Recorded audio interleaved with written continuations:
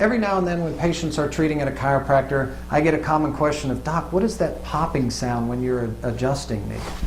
Popping sound is not what most people believe is two hard bones banging against one another and grinding against one another.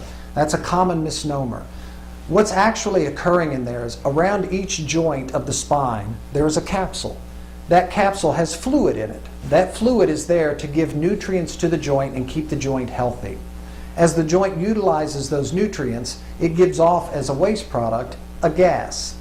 As that gas continues to build up in the joint, it gets tighter and tighter. When you adjust the spine, you actually open, or the medical term, cavitate that joint, opening it up. When the joint opens, the air bubble pops.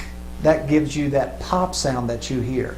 It's not the bones hitting anything else, it's actually a release of gas from the joint itself.